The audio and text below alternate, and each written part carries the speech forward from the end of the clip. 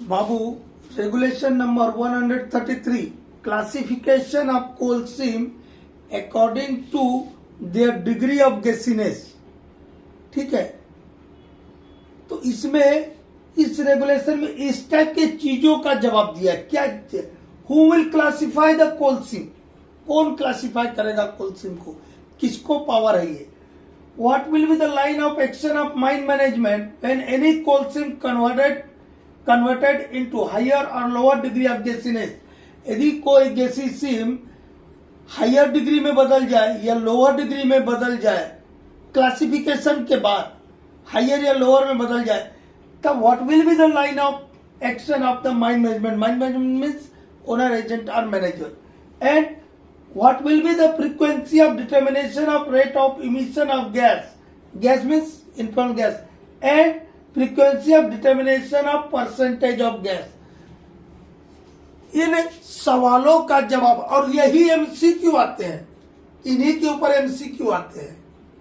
ठीक है, तो यही चीज दिया है रेगुलेशन 133 में, इन सवालों का जवाब दिया है। आप सब जानते हैं कि कोल सीम को 3 डिग्री में क्लासिफाई किया है, डिग्री 1, डिग्री 2, डिग्री 3।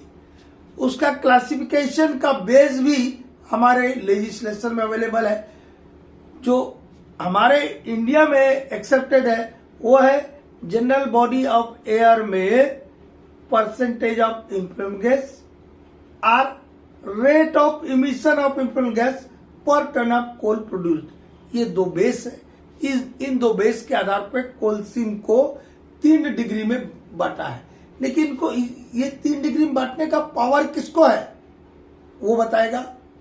यदि बांट दिया एक बार, कोई मेरा माइन है चिलगा माइंस है, और चिलगा माइंस अंडरग्राउंड माइंस है, वो डिग्री 1 था, डिग्री 2 या डिग्री 3 में कन्वर्ट हो जाए, तब लाइन ऑफ एक्शन क्या होगा माइन मैनेजमेंट का, डीजीएमएस का, वो देखेंगे। ठीक है, तो वही चीज है। क्या बोलता है regulation 133? All coal seam shall be classified into different degree of gaseousness by the chief inspector of mines और inspector of mines with such assistance and after such investigation as may be necessary or as he may consider necessary। मतलब कोल सीम को different degree of गैसीनेस में classify chief inspector mines या तो inspector mines करेंगे, उतने assistant के साथ करेंगे जितना कि वो जरूरी समझते हैं, और कब करेंगे ऐसे ही कर देंगे कि चलो ये डिग्री 1 डिग्री 2 नहीं, after such investigation as may be considered necessary. कुछ इन्वेस्टिगेशन करेंगे। इन्वेस्टिगेशन क्या करेंगे? 2 ही क्राइटेरिया है हमारे पास जनरल बॉडी ऑफ एयर में, percentage of influent gas determine कर लेंगे और rate of emission of influent gas को हम डिटरमाइन कर लेंगे। तो क्या डीजीएमएस आप बॉटल लेकर के सैंपलिंग करने जाएगा बाबू? नहीं, वो आएंगे, आपको सब करना है, सैंपल आपको लेना है, उसका लेबोरेटरी में टेस्ट करना, वो रिजल्ट देखेंगे। डॉक्टर के पास आप जाते हैं, ब्लड टेस्ट या कोई भी टेस्ट लिखते हैं तो डॉक्टर जाता है क्या? नहीं, अरे ब्लड तो वार्ड बॉय टाइप का लड़का लोग लेता है, वो टेस्ट करता है। ठीक है, उसके आधार पर जो वहां डॉक्टर बैठा रहता है वो रिपोर्ट बना के देता, साइन मार देता है।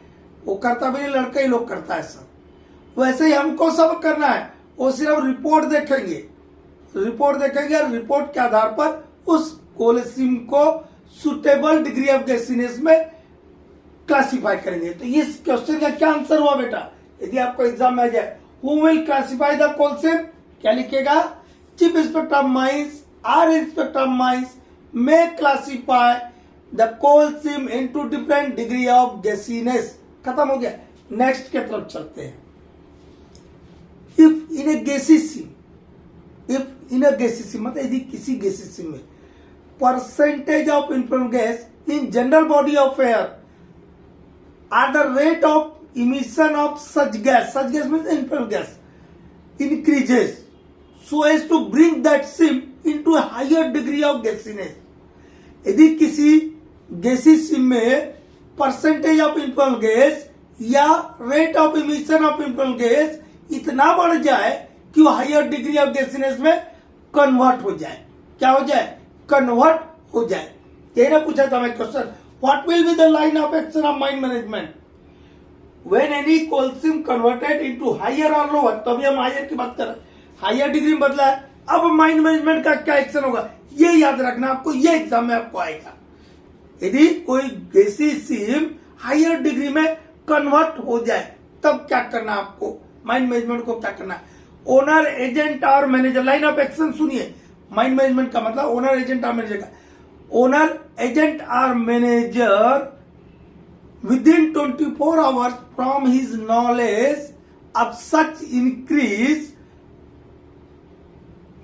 give notice or inform to regional inspector of mines।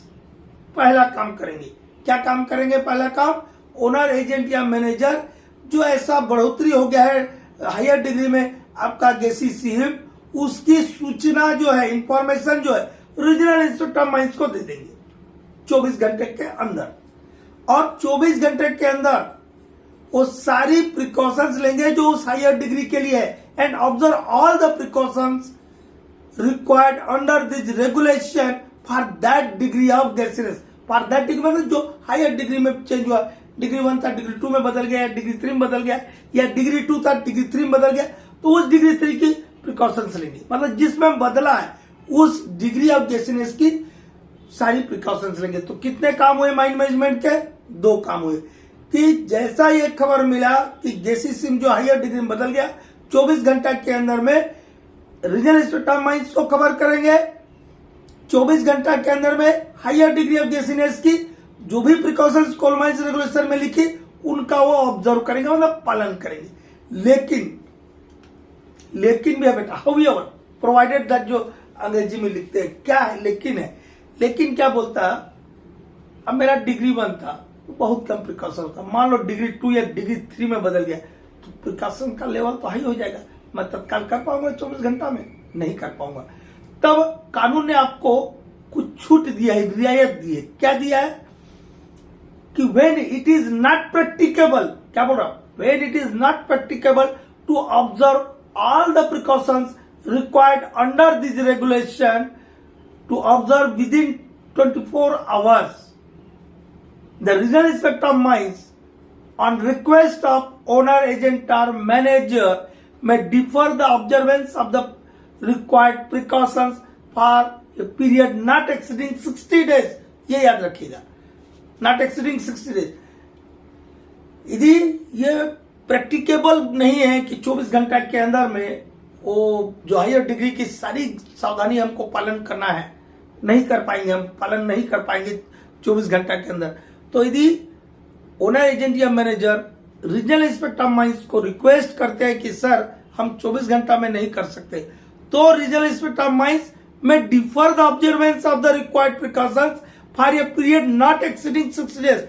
तो वो रीजनल इंस्पेक्टर ऑफ माइंस जो है 60 दिनों के लिए, नॉट मोर देन 60 डेज, 60 दिनों से ज्यादा के लिए नहीं, वो क्या कर सकते हैं, आपको जो हायर डिग्री की प्रिकॉशंस लेना था उसमें छूट दे सकते हैं।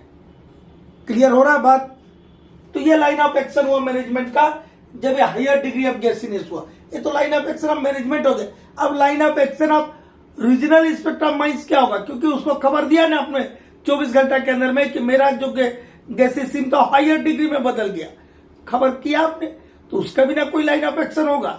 तो उसका क्या लाइन ऑफ एक्शन होगा? उसका लाइन ऑफ एक्शन होगा कि उसको जैसे खबर मिली, खबर मिलने के 30 दिन के अंदर में वो वेरीफाई एंड इन्वेस्टिगेट करेंगे कोलसिम का, कोलसिम की जांच पड़ताल करेंगे, ठीक है। और उसके बाद उसको सुटेबल डिग्री ऑफ गैसीनेस में, अप्रोप्रिएट डिग्री ऑफ गैसीनेस में क्लासिफाई करेंगे, ठीक है। ये हायर डिग्री वाला। अब लोअर डिग्री वाले में यदि कोई गैसीसिम था वो लोअर डिग्री में कन्वर्ट हो गया, मतलब उसमें परसेंटेज ऑफ गैस या rate of emission of gas घट गया कि वो लोअर डिग्री ऑफ गैसीनेस में बदल गया। तो लोअर डिग्री ऑफ गैसीनेस में बदल गया तो इसमें कोई टाइम पीरियड नहीं है, वो हायर में था, इसे 24 घंटे के अंदर कवर करना था और 24 घंटे के अंदर सारी प्रिकॉशंस लेना था। नहीं ले सकते हैं तो रीजनल इंस्पेक्टर ऑफ माइंस से निवेदन करके 60 दिन तक के लिए आपने छूट भी मांग ली हायर डिग्री में। लेकिन लोअर डिग्री में क्या करेंगे, सिर्फ खबर करेंगे, इसका कोई टाइम पीरियड नहीं। खबर कर देंगे भैया लोअर में गया है, मतलब कम प्रिकॉशन लेना है तो कोई दिक्कत नहीं है। तो लेकिन ऐसा नहीं कि आपको कम प्रिकॉशन लेना है, आपको जो ऑलरेडी ये 1 के तहत आपको जो क्लासिफिकेशन मिला हुआ, मान लो मेरा डिग्री 2 था, तो मुझे डिग्री 2 की ही सावधानी तब तक लेना है जब तक कि रीजनल इंस्पेक्टर ने आकर के, वो 30 दिन वाला बात दोनों में लागू होता है, जिस दिन उसको खबर मिलेगा उससे 30 दिन के अंदर में आकर के वो जब तक सुटेबल क्लासिफिकेशन नहीं देगा तब तक मुझे हायर डिग्री का ही लेना है। लोअर डिग्री में कन्वर्ट हो गया उसको मैं नहीं मानूंगा। ठीक है, ये हो गया। इसके बाद ये एक महत्वपूर्ण चीज है, ये जो पॉइंट नंबर 3 लिखा, ये आपका रेगुलेशन 133 का सब रेगुलेशन 6 है। फ्रीक्वेंसी मतलब समय, कितने समयांतराल पर, कितने अंतर पर आप determination of rate of emission of gas पता कीजिएगा, और फ्रीक्वेंसी क्या रहेगा आपके परसेंटेज ऑफ गैस को डिटरमाइन करने के लिए। ठीक है, तो ओनर एजेंट और मैनेजर, क्योंकि आप बताए ना कि हायर में बदल गया, लोअर बदल गया, तो कैसे बदल गया, आप कुछ ये सब काम करते होंगे तब ना आपको पता चला। परसेंटेज ऑफ गैस आप पता करेंगे, determination of rate of emission of influence gas determine करेंगे, तब ना आप बोलिएगा कि हायर में हो गया कि लोअर में हो गया। ठीक है, ऐसे नहीं ना बोल देंगे। इसलिए ये दिया, क्या फ्रीक्वेंसी रहेगा इसका, इसके लिए ओनर एजेंट और manager shall determine the rate of emission of influent gas once in every 30 days। कितने दिन में rate of emission of influent gas को डिटरमाइन करना है बेटा, याद रखना 30 दिन में एक बार। कितने दिन में एक बार, 30 दिन में एक बार। और परसेंटेज ऑफ influent गैस कितने दिन में करेंगे बेटा, एज पर रेगुलेशन 169 में क्या बताए थे बेटा, 169 बताए थे कि इन जनरल 7 दिन में एक बार इनफ्लुएंट गैस को क्या करेंगे, डिटरमाइन करेंगे।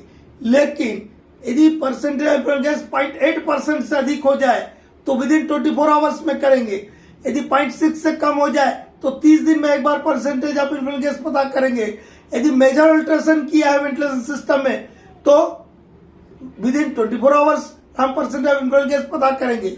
यही ना बताए थे जे, और ये भी बताए थे उसका 169 का 2, उसमें भी 30 दिन है, और ये rate of emission of inflammable gas में भी 30 दिन है। वहां 30 दिन काहे के लिए था कि जो एटमॉस्फेरिक कंडीशन है,